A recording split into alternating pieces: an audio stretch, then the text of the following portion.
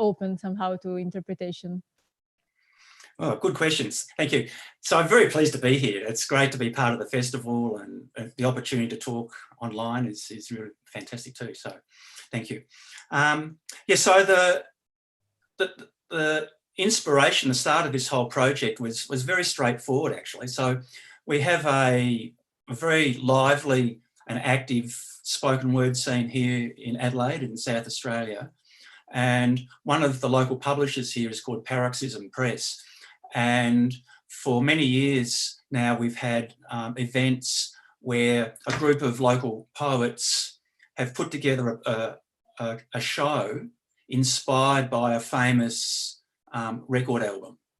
Mm. And so everybody gets given a song, and then you have to reinterpret it in some way as a poem and as a performance piece. So most people do just poetry, but I normally do mine with some music as well. And so this time round, it was a David Bowie tribute, and I got given Diamond Dogs was the song I got given. So it's completely arbitrary like that. And so then I had a look at the lyrics, had a look at what was fit behind it, and then I just came up with this idea and sort of work backwards. You say, there's a phrase in English about dog ears, things living dog ears. So a dog ear is supposed to be 7 human years, because that's how long dogs live. So a dog lives to 15 years, at 7 times that, then that's how old he is in human years. So I had this idea of dog ears being some compression of time. And then you have this sort of, and there's another phrase in English, the dog days, dog day afternoon, which is sort of days hanging around, things going bad, not quite right, it means different things to different people. So that's where the title came from.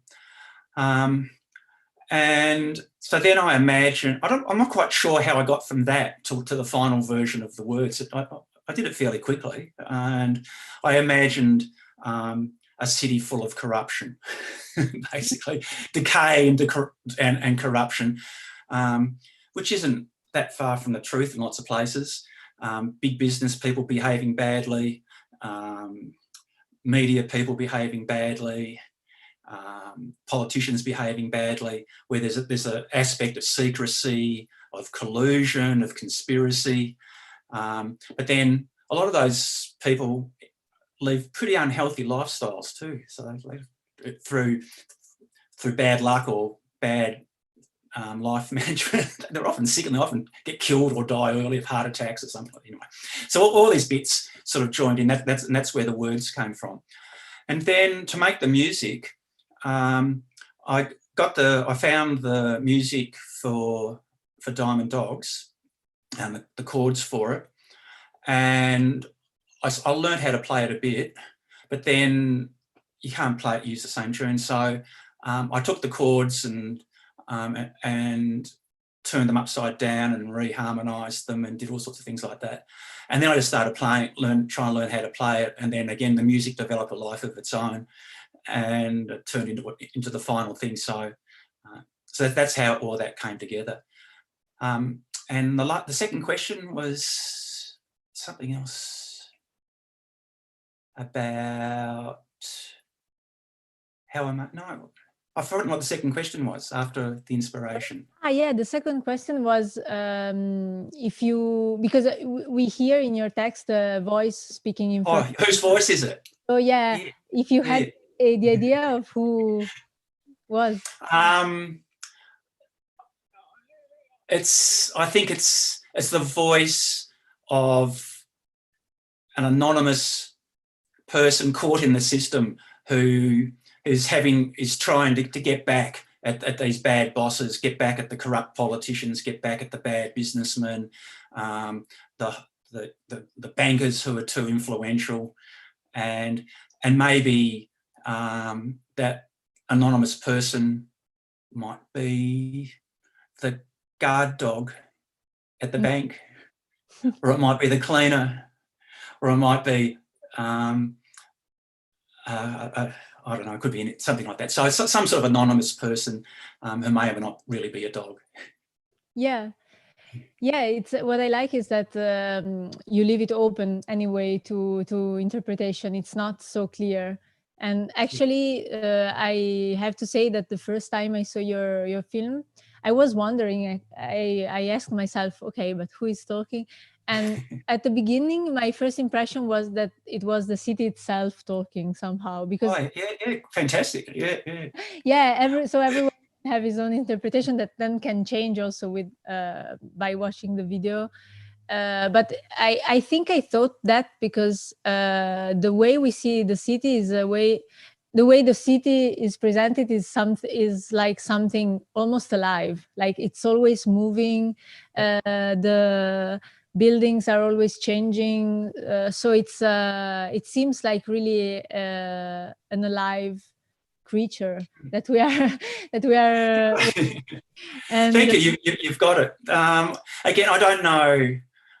I didn't start with that as an idea, but it happened as I was doing the animations. I thought, oh, I could try this and do that. And once I made a couple of scenes, then the whole thing.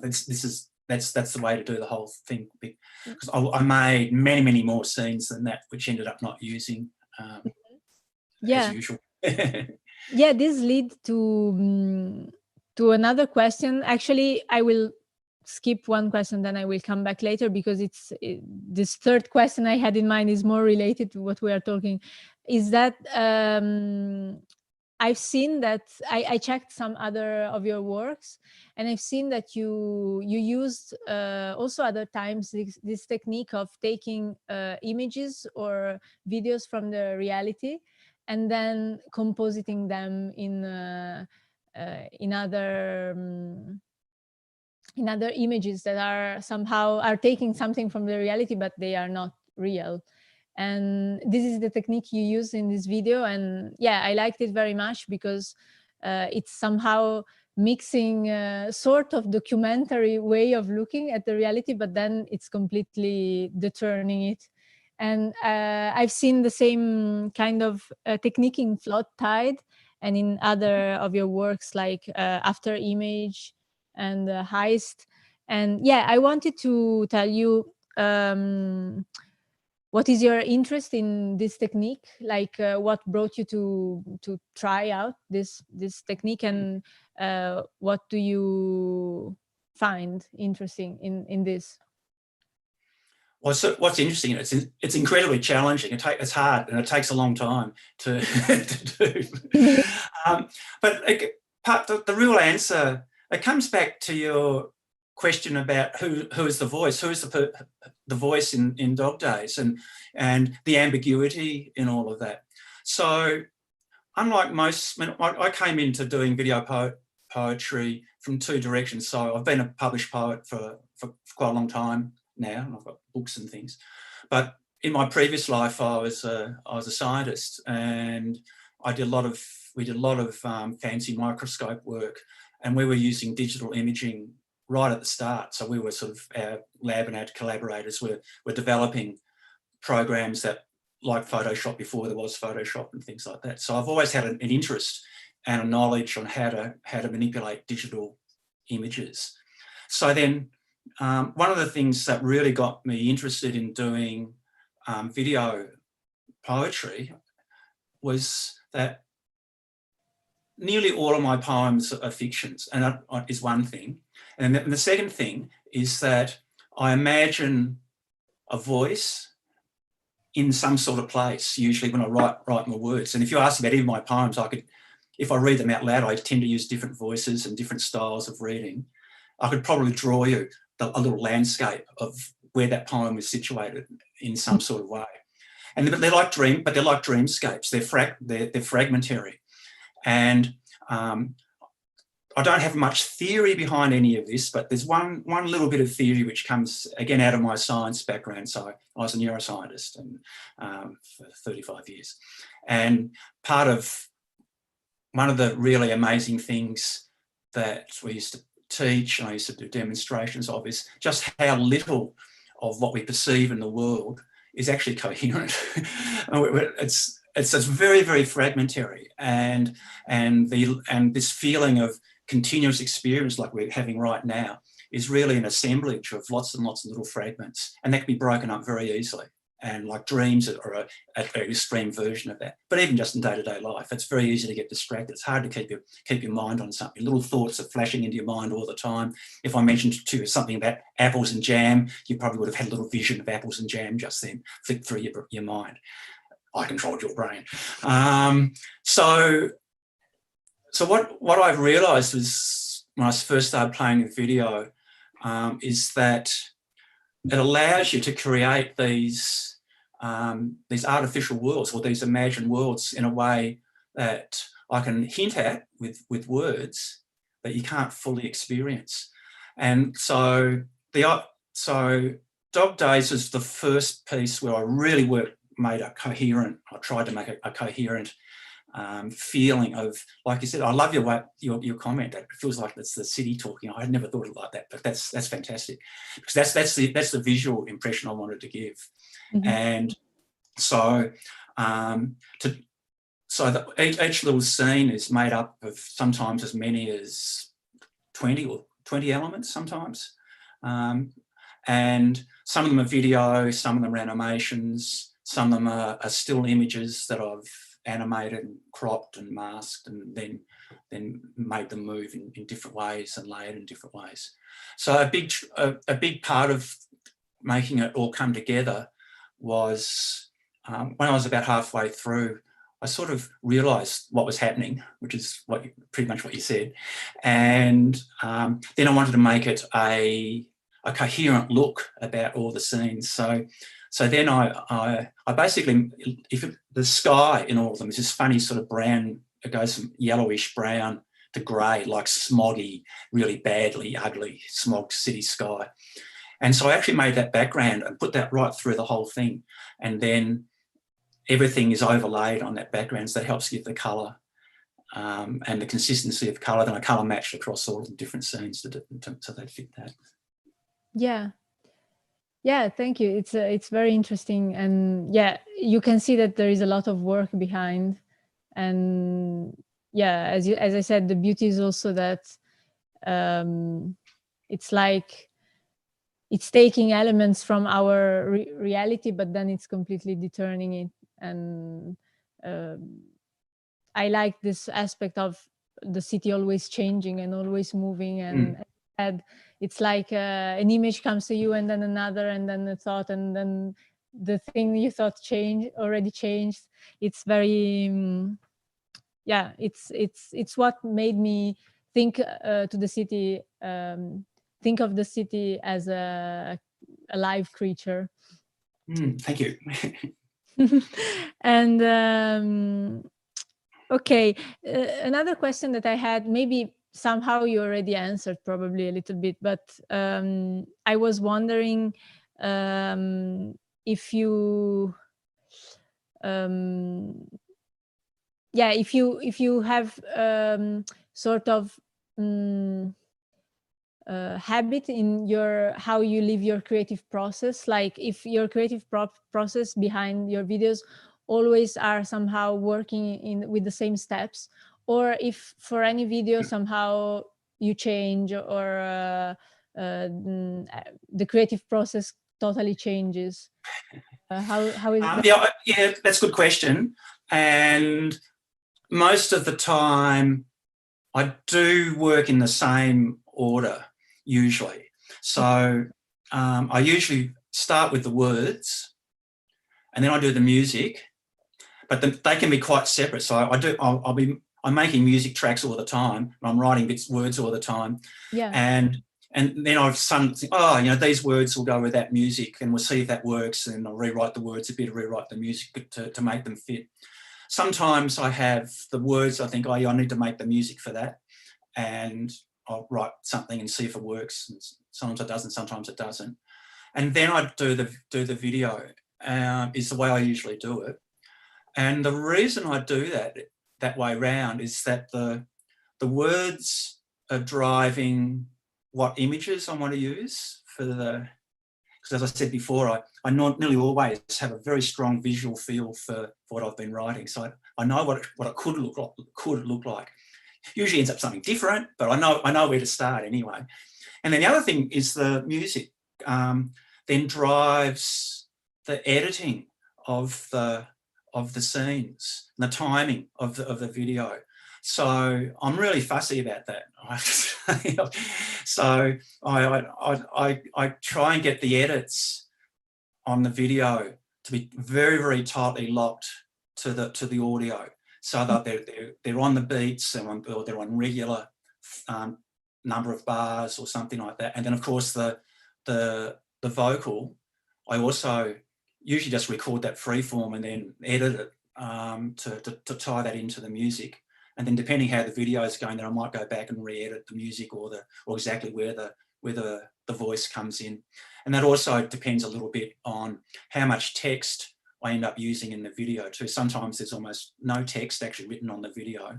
Sometimes I have just about all of the text there. So that also depends how the scenes are cut, how that fits in with the music.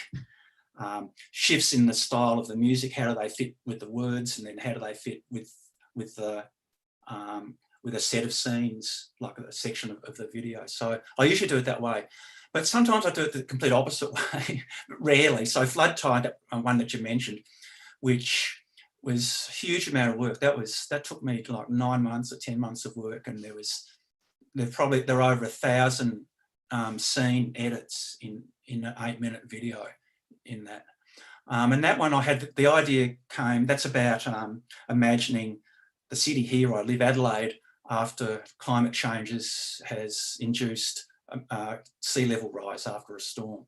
And Adelaide on the plain is in 2 sections. So one section is very low near the beach, and the other section where I live is up in the hills. And I imagine what it would be like if down there got flooded.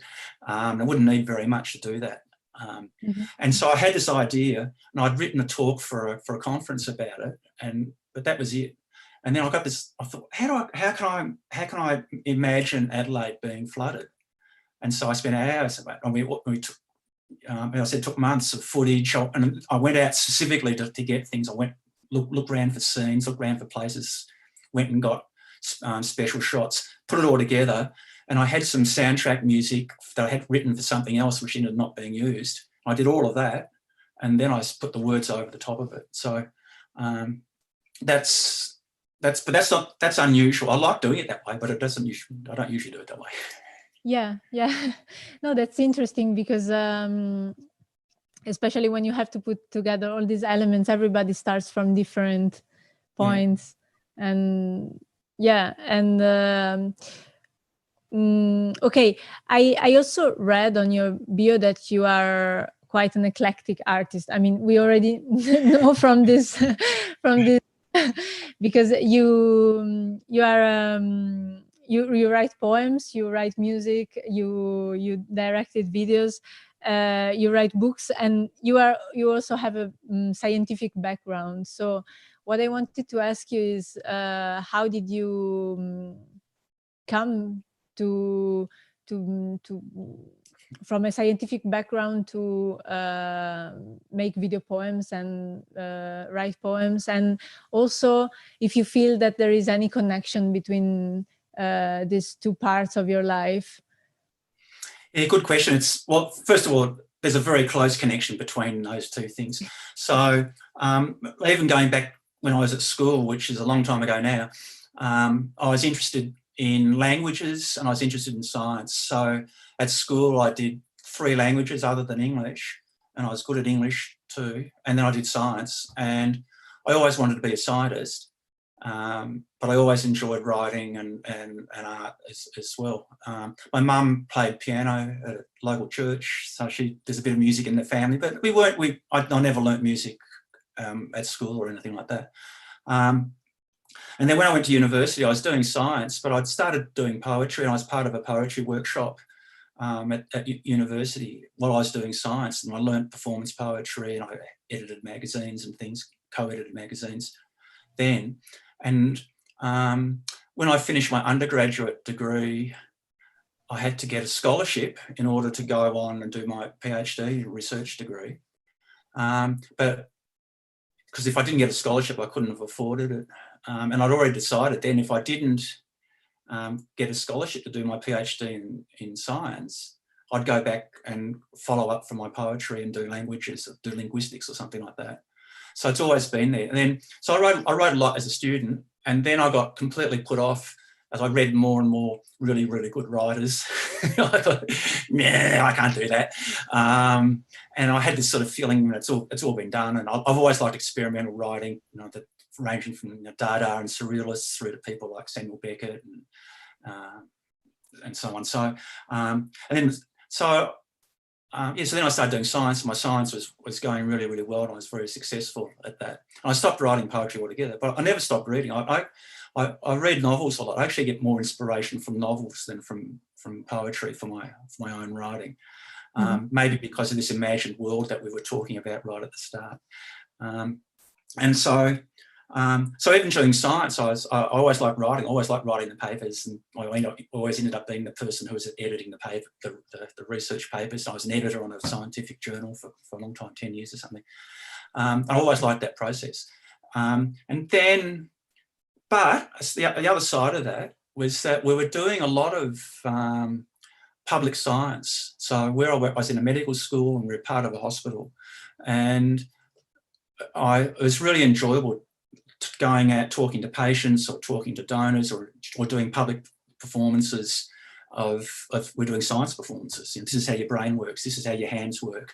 This is how, and then I started to work with artists, with musicians and choreographers and people like that. And so this is how we do music. This is how we dance, and so on. And so I started to make connections with artists. And then we had this a really big open forum, went for a whole day on the body and the brain and how that works. And for that, I wrote some music and I wrote some poems for the first time for 25 years or something, and people liked it, and that was all right. And then along with that, I met some artists, and we got on, one in particular, Catherine Truman, we got on really well with, and then she worked in my laboratory as an artist in residence, and she contributed to teaching and research programs, and then I learned more about how to do art as a practice.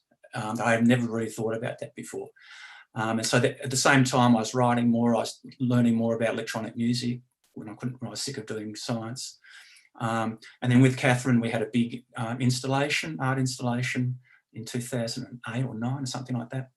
And then we gradually worked towards another one. When I retired in 2014, that year, Catherine and I and a couple of other artists had a really, really massive installation exhibition, which ran for a couple of months in the city, which was fantastic. So, but even so, that was 6 years ago, even then, I didn't really think, I was doing a little bit of video. I've been making videos for teaching and a little bit for research. We had an incredible microscope that let us see things that no one else in the world could see. And one of the ways we produced the data from that was to make little videos. So I actually learned how to do pretty fancy image processing in videos from our $1 million microscope.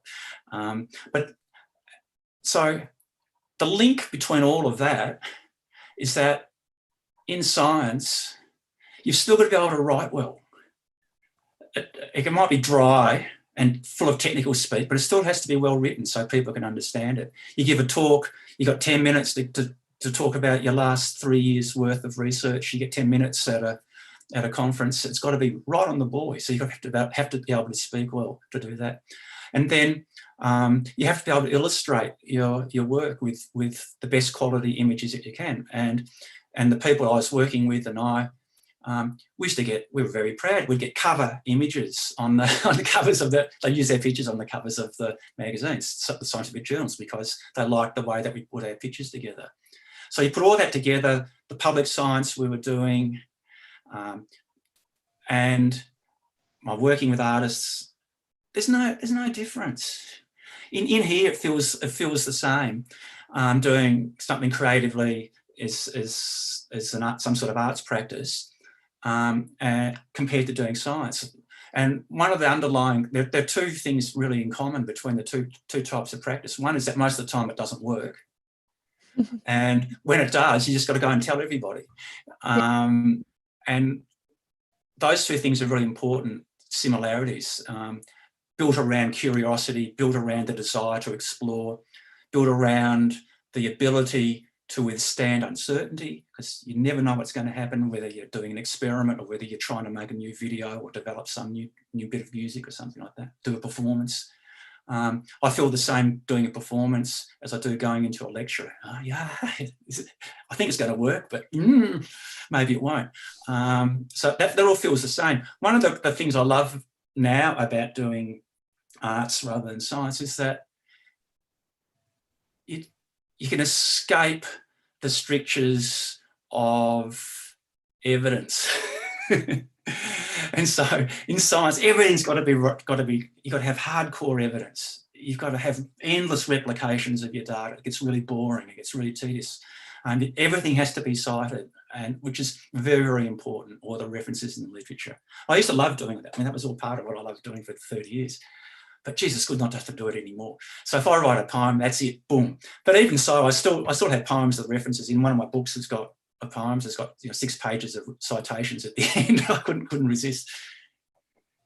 Yeah, thank you. It's very interesting, and I never saw those connections because I mean, me personally, I've never been into science, but it's true that it's very, like, the explorative aspect is can be really similar somehow.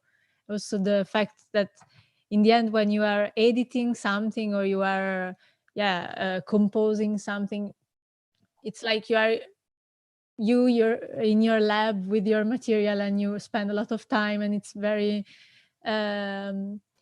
inner process somehow that you live. Absolutely, yes, absolutely. You need to make a lot of trials, you fail a lot, and then, so yeah, now I can really see the connection somehow. Thank you. And okay, I just ask you the last question. If you are working on something new, if you have projects you are working on now, the videos or also other kind of projects? Yes, there's always something on the go. The quiet life. So you were talking about how I get started on videos. Well, I'm actually doing one at the moment where it's another one about environmental crisis and things. And it's all going to be composited from images of insects and spiders and flowers and plants and things, some around our garden, but also up in the national park where I was up there today filming insects. and that's going to be I've got an idea for this. This is one that's been driven by how it's going to look. I haven't got words yet, and I think I know how the music's going to work. So that's a slow project, and that'll just take as long as it takes to do. And that'll be all done with compositing and artificial scenery and things like that. So there's that. There's a couple of other little video projects I'm working on. I do a lot of work around Adelaide supporting the local poetry scene, manage websites and events and things like that. And next week's the big state final for one of the competitions I help with some other people to run. And then I have a link to Sweden as well. So Fredrik Iriarty, who's tuning in at the moment, I see. I met him in Sweden when I was in Sweden last year, in your spring last year, in May last year. Mm-hmm. And he's a fantastic musician and artist himself. And so we're doing a collaboration of music and words and things, which we're, I think, nearly finished. I was working on that today, and we've got some more mixes to send to each other overnight and see how it sounds tomorrow. So there's that. And yeah, there's a few other video projects lying around the place. So mostly these days I'm concentrating video. So most of the writing I do, the music I do, I'm thinking the next step is a video of some things, some sort. Yeah. Wow, that's very interesting, because I mean, I hope we will be able to meet in person in Sweden then, once this whole thing will finish. It'd be absolutely fantastic, because as I said previously, I think I've been to Sweden lots of times. I have good friends, scientific friends in Sweden who live just outside Göteborg, but I also had colleagues in in Stockholm and in Malmo and Lund at different times in the past. But I've been to Sweden lots of times, and in a normal year, I would have been here now. Yeah, because it would have been fantastic. But we went through your area last year on our way down to Åland, and so I know where you are. great, yeah. Which is really wonderful. So we are also in the middle of the nature somehow. It's a small town, Yes. and that's somehow the beauty of the festival. Usually when it's in summer, because you go to the lake together, you go you share the art, but you also share living in this place with the other artists. So yeah, let's hope for next year. Let's hope. Yeah. And yeah, Ian, thank you very much for being here. It was very nice to talk with you, and I hope that that people will like your video, will watch it tonight or during the week. And yeah, if you want to add anything. I just say thank you very much for the opportunity. First of all, I know how hard it is, how much work it is to put a festival together, and it's immense. So I really appreciate that. It's fantastic to be part of it, and to talk today has been really wonderful. And I have to say I spent a fair bit of time today looking through the Saturday program, and so much variety and so much good work, and I'm looking forward to seeing all the rest of it. So thank you very much for the opportunity, and I hope everybody survives the virus and we'll meet in person sometime. Not too far away. I just want to leave this last moment. I don't know I don't know how many people are following right in this moment. If there is any questions, I'm asking to Colm, who is behind the computer. Is there any question from people on Zoom that maybe will? No, okay. So we don't have any questions, any other questions, but if we will have any comment about your video, we will let you know.